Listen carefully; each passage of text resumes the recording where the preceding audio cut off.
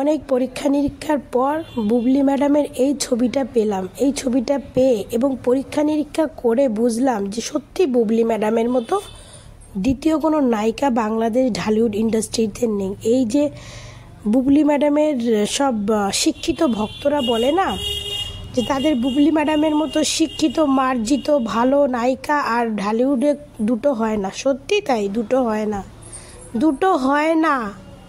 হয়টাকে বাদ দেন, নাটার পেছনে ছোটেন, ওই হয়টা নিয়ে শাকিব খান আইছে, না নিয়েই দর্শক যাবে, হয়টাকে নিয়ে শাকিব খান আইছে, তাই নায়িকা হয়েছে। বুঝেছেন? যার বোঝার শক্তি থাকবে সে বুঝবে। তো এরকম কোনো সিচুয়েশন, আমি বুবলির এই ছবিটাকে দেখে খারাপ মনে করি না, কারণ বুবলি অপু বিশ্বাসের সেম বয়স এবং তারা দুজনই নায়িকা এবং তারা বিভিন্ন সময় বিভিন্ন ড্রেসে মেকআপে তারা এক একটা জায়গায় যায়, তাদের কিছু কিছু ক্যামেরা অ্যাঙ্গেলে তাদের কিছু কিছু ফেস চলে আসে এরকম। কারণ দেখুন, এই বয়সটাকে সবারই পার করতে হবে, তো এটা খারাপের কিছু না। বয়স হলে কিছু করার নেই, সব এগুলো একটা সময় এরকম সবারই হবে। হ্যাঁ, তাদের বয়স হয়েছে, তারা মেকআপ দিয়ে ঢেকে রাখে, আমরা অত বুঝতে পারি না, কিন্তু ভাই কত মেকআপ দিয়ে ঢাকবে? ক্যামেরার অ্যাঙ্গেল থেকে কিছু না কিছু তো বেরিয়ে আসবেই।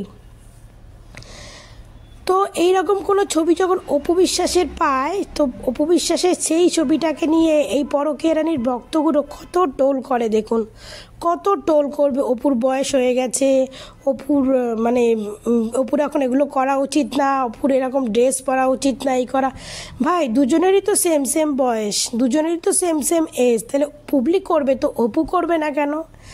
আর বুবলির তো এই ছবিগুলো দেখেই মনে হচ্ছে, এখন সত্যি কথা বলতে আমার দিক থেকে আমি বলি, বুবলির মধ্যে নায়িকা হওয়ার কোনো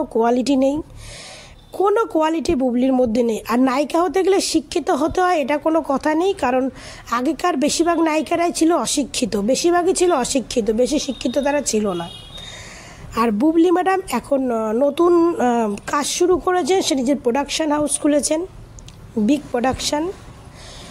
তো আমরা তো জানি যে বুবলি ম্যাডাম শুরু থেকে অপু বিশ্বাসকে কপি করে এসছে, অপু বিশ্বাসকে সব জিনিস ছিনিয়ে নিয়েছে। তো এটা নতুন কিছু নয়, এইটাকে বলছে পরকীয়া রানীর কিছু ভক্তরা যে বুবলি ম্যাডাম চমকের পর চমক দিচ্ছে, এরপরে অপু বিশ্বাস খাবে কি, রাস্তায় তালা নিয়ে নামবে।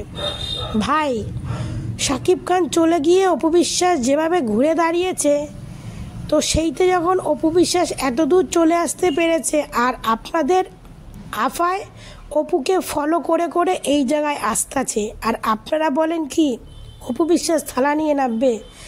থালা নিয়ে কে নামছে আপনারা দেখতে পাচ্ছেন না? থালা নিয়ে কে নামতেছে?